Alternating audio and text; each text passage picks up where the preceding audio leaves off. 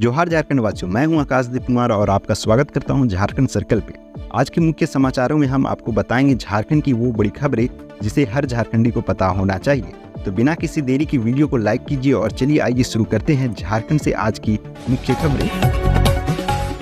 पूर्व मुख्यमंत्री रघुवर ने सीएम को लिखी चिट्ठी, कहा परंपरा पहनावा के आधार पर एसटी सर्टिफिकेट निर्गत हो। अनुसूचित जनजाति प्रमाण पत्र के मामले को लेकर पूर्व मुख्यमंत्री रघुवर दास ने सीएम हेमंत सोरेन को चिट्ठी लिखी है। उन्होंने कहा है कि आदिवासियों की स्थापित रीति रिवाज, पारंपरिक वेशभूषा और परंपराओं को मानने वालों को ही अनुसूचित जनजाति का प्रमाण पत्र निर्गत किया जाए।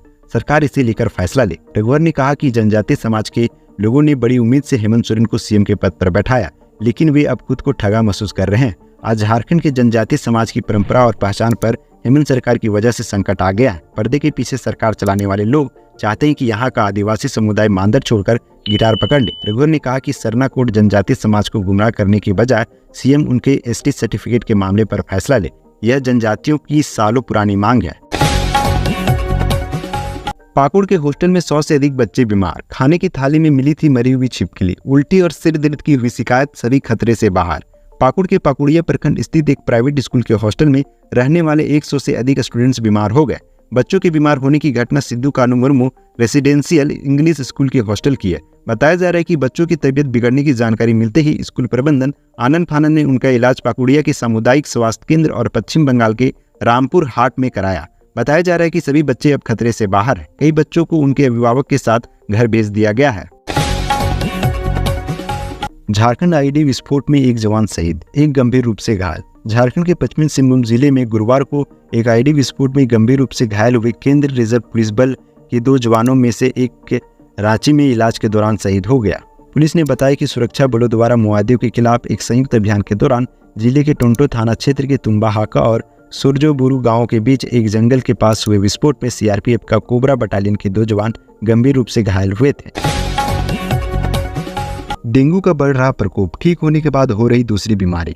डेंगू का प्रकोप राज्य में बढ़ रहा है। रांची, जमशेदपुर, साहिबगंज सहित अन्य जिलों में भी इसका संक्रमण दिखने लगा है। वही चिकनगुनिया के मामले भी बढ़ रहे हैं।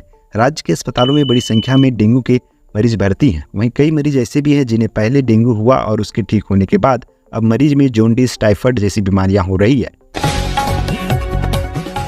जेएसएससी सीजल एग्जाम, 8 साल से लिया जा रहा है आवेदन, परीक्षा आज तक नहीं हुई। जेएसएससी सीजल यानी संयुक्त स्नातक स्तरीय परीक्षा इस वर्ष भी लेगी या नहीं, इस पर असमंजस्य बरकरार है। गौरतलब है कि इस परीक्षा के लिए उम्मीदवार 2015 यानी 8 साल से इंतजार कर रहे हैं। यह हाल तब है जब इन 8 साल के दौरान उम्मीदवारों से 4 बार आवेदन भी मंगवाए गए हैं। हालांकि जेएसएससी की ओर से चौथी बार आवेदन लेने के बाद अभ्यर्थियों की उम्मीद बढ़ गई है, लेकिन इसी के साथ उनका असमंजस्य भी बरकरार है, क्योंकि जेएसएससी ने आवेदन लेने के बाद भी परीक्षा की अंतिम तिथि तय नहीं की है। इसके लिए अभ्यर्थी को आयोग की वेबसाइट देखते रहने के लिए कहा गया है। परीक्षा के लिए आयोग ने संभावित तिथि ही जारी की है, जो कि 16 और 17 दिसंबर है। दूसरी ओर आयोग ने इस बात की भी सूचना नहीं दी है कि परीक्षा के लिए एडमिट कार्ड कब निर्गत किया जाएगा। आयोग से मिली जानकारी के अनुसार इसकी सूचना भी वेबसाइट के माध्यम से दी जाएगी। नींद में ट्रेन से 80 फीट नीचे गिरा युवक, फिर भी बच गई जान। एक कहावत है, जाको राखे साइयां मार सके ना कोई। यह कहावत पलामू में चरितार्थ होते देखा गया। बताया जाता है कि बोकारो के बड़का गांव के बड़की निवासी मनोज करमानी ट्रेन के जनरल बोगी में बैठकर दिल्ली जा रहा था। मनोज दरवाजे के पास बैठा था। अचानक उसे नींद आ गई और गढ़वा रोड रेलवे स्टेशन के पास कोयला नदी पर बने रेलवे ब्रिज के पास ट्रेन से नीचे गिर गया। इस हादसे में मनोज नदी के बीच धारा में फंस गया। रेलवे की पेट्रोलिंग टीम ने मनोज को पुल के नीचे देखा और मामले की जानकारी वरीय अधिकारियों को दी, जिसके बाद आरपीएफ की टीम मौके पर पहुंची और रेस्क्यू ऑपरेशन शुरू किया। कई घंटों की कड़ी मशक्कत के बाद आरपीएफ की टीम ने एक रस्सी के सहारे युवक को जान बचाई।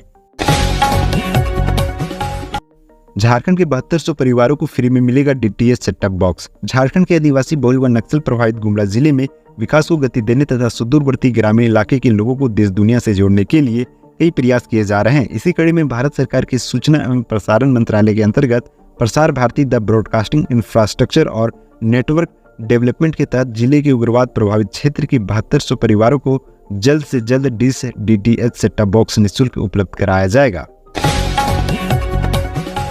29 सितंबर से मोरहाबादी में शुरू होगा आजसू का 3 दिवसीय महाधिवेशन। आजसू पार्टी के 7वें केंद्रीय महाधिवेशन का आयोजन रांची के मोरहाबादी मैदान में होगा। यह महाधिवेशन 29 सितंबर और 1 अक्टूबर को होगा। महाधिवेशन की सभी तैयारियां पूरी कर ली गई है। आयोजन स्थल का नाम धरती आबा बिरसा मुंडा परिसर रखा गया है, जबकि सभी कार्यक्रम झारखंड आंदोलन के प्रांतों लड़ो और पढ़ो का नारा देने वाले विनोद बिहारी महतो सभागार में होंगे।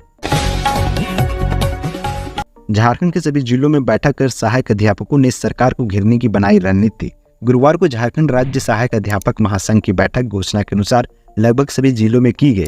पलामू में जिला अध्यक्ष अर्जुन महतो के नेतृत्व में, गढ़वा में जिला अध्यक्ष सूर्यदेव तिवारी के नेतृत्व में, रांची में कार्तिक महतो के नेतृत्व में, दुमका में रविंद्र मिर्धा जिला अध्यक्ष के नेतृत्व में, खूंटी में जिला अध्यक्ष सुखदेव राम के नेतृत्व में बैठक हुई। बैठक में निर्णय लिया गया कि 2 अक्टूबर गांधी जयंती के अवसर पर रांची में शिक्षकों का जमावड़ा होगा और पहले से तय मौन धरना कार्यक्रम को बेहतर ढंग से सफल बनाया जाएगा। मौन धरना सफेद पोशाक और मुंह में पट्टी बांधकर आयोजित किया जाएगा।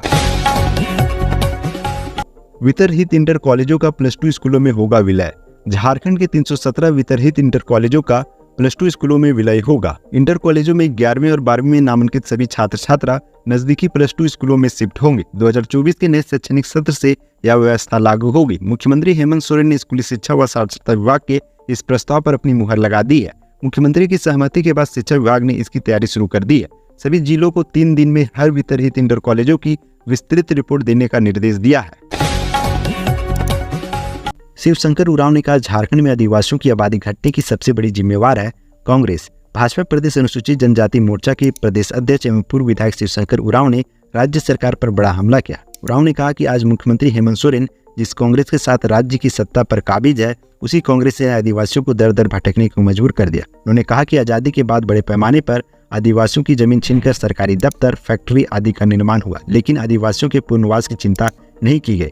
कहा कि उसी का दुष्परिणाम है कि आदिवासियों की आबादी घटती चलेगी। उन्होंने कहा कि इसके अतिरिक्त राज्य में धर्मांतरण के कारण भी आदिवासी समाज अपनी पहचान और परंपरा से कटता चला गया। आज राज्य के हजारों जनजाति परिवार दूसरे प्रदेश में रोजी रोटी के लिए पलायन कर गए। कभी भी ढह सकता है स्कूल, डर के मारे 200 बच्चे 2 सालों से पेड़ के नीचे कर रहे पढ़ाई।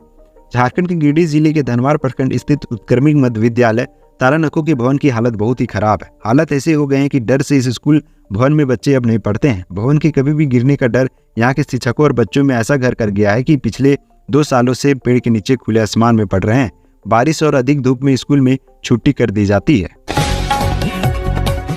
बाबूलाल मरांडी ने कहा, हेमंत सरकार में पैसे के बल पर बन रहा राशन कार्ड, गरीब व दलित भूखे मरने को मजबूर। संकल्प यात्रा के 6ठे चरण के दौरान चंदनक्रिया विधानसभा में भारतीय जनता पार्टी के प्रदेश अध्यक्ष एवं पूर्व मुख्यमंत्री बाबूलाल मरांडी ने हेमंत सरकार पर हमला बोला। साथ ही उन्होंने भ्रष्टाचार मुक्त, अपराध मुक्त शासन के लिए भाजपा की सरकार बनने का आह्वान किया। जनसभा को संबोधित करते हुए उन्होंने कहा कि केंद्र सरकार गरीब किसानों के प्रति समर्पित है। एनसीपी विधायक कमलेश सिंह के खिलाफ चलेगा दल बदल का मामला। एनसीपी विधायक कमलेश सिंह के खिलाफ दल बदल का मामला चलेगा। स्पीकर रविंद्रनाथ महतो के न्यायाधिकरण में 12 अक्टूबर को पहली सुनवाई होगी। मामले की जांच के लिए विधायक और प्रतिवादी को सूचना भेज दी गई है। न्यायाधिकरण की ओर से विधायक कमलेश सिंह को कहा गया है कि वह पहली सुनवाई में खुद या अपने वकील के माध्यम से जवाब दे। अनुबंध जैसे सिविल प्रकृति में नहीं चल सकता है आपराधिक मामला, झारखंड हाईकोर्ट ने किया रद्द। झारखंड हाईकोर्ट ने एक महत्वपूर्ण फैसले में कहा है कि कॉन्ट्रैक्ट जैसे सिविल नेचर के मामले में आपराधिक मामला नहीं चलाया जा सकता। अदालत ने अपने आदेश में कहा है कि केवल अनुबंध पर उल्लंघन होने पर धोखाधड़ी के लिए आपराधिक मुकदमा नहीं चलाया जा सकता है, जब तक कि लेन देन की शुरुआत में धोखाधड़ी या बेईमानी का इरादा स्पष्ट न हो जाए। जस्टिस एसके द्विवेदी की अदालत ने आधुनिक powder and natural resource limited और उसके कर्मचारियों के खिलाफ चल रही आपराधिक कार्रवाई को रद्द कर दिया। अटल वेंडर मार्केट की तर्ज पर पूरे झारखंड में महिला मार्केट के निर्माण की दिशा में पहल करेगा चैम्बर।